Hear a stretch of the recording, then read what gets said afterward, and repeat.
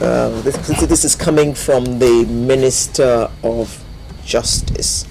What do you think about this whole plan? Well,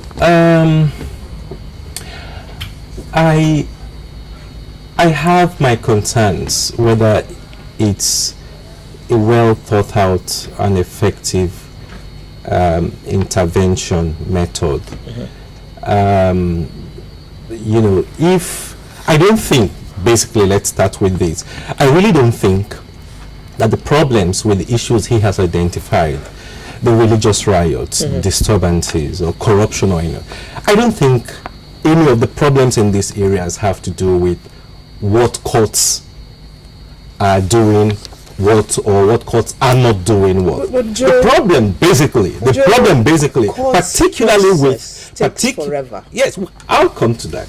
Okay. But when we discuss civil disturbances and religious riots, the problem is that the impunity has developed in those areas because there hasn't been prosecution in the first place.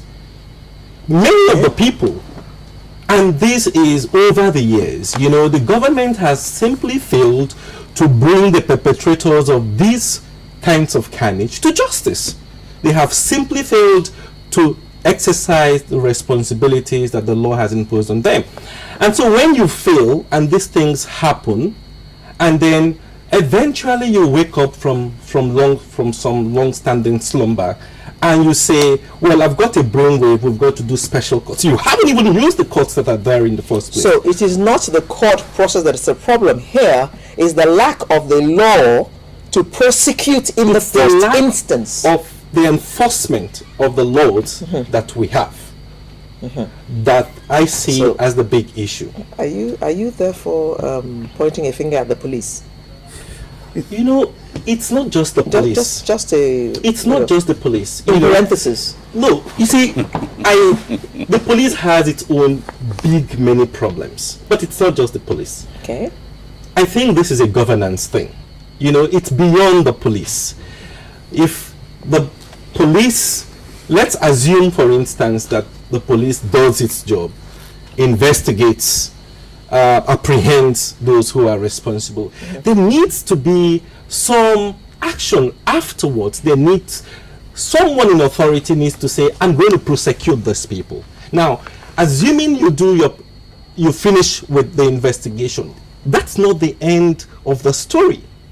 To make sure that these perpetrators get punished, you prosecute them, and you convict them. Now, I think that's been the missing link. That's been a huge part of the problem in this responsibility failure chain. Now, if I understand you correctly, in your opinion, this new suggestion is diversionary. It's not really touching on the issue.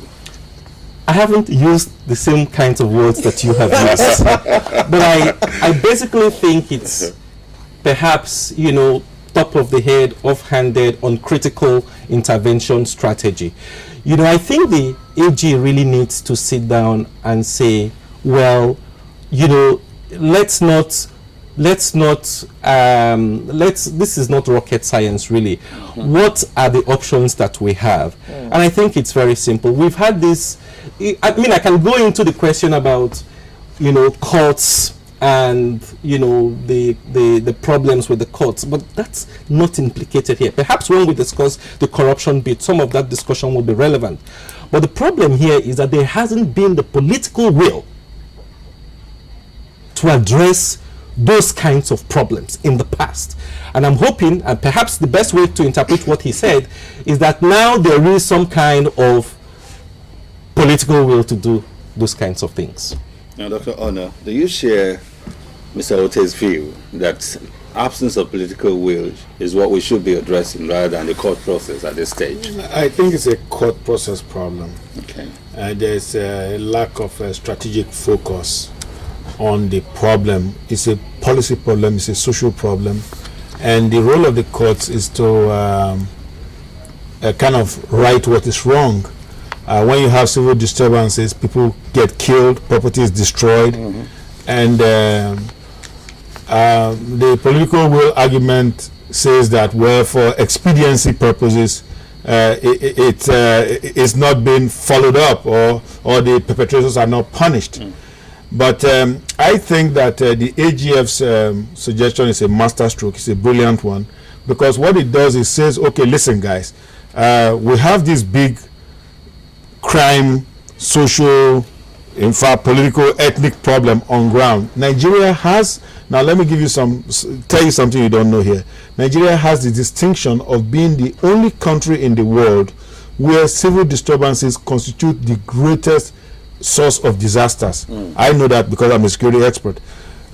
Everywhere else in the world, fires are the greatest cause of disasters. But here in Nigeria, civil disturbances that destroy more people and kill and destroy more lives and destroy property. So we have that distinction, and people ask me when I travel around this world, oh, now what's wrong with your country? Why do you people kill yourselves? And I'm like, hey, I don't know. So I guess perhaps Mr. Ote is right. Perhaps it's a problem of political will. But I think what the AGF is going to is a solution to that. Now, let's talk about the political will here. These guys, the politicians, the political will, that is the collective will, as it were, doesn't have a form. It doesn't have a focus. It's very temporary.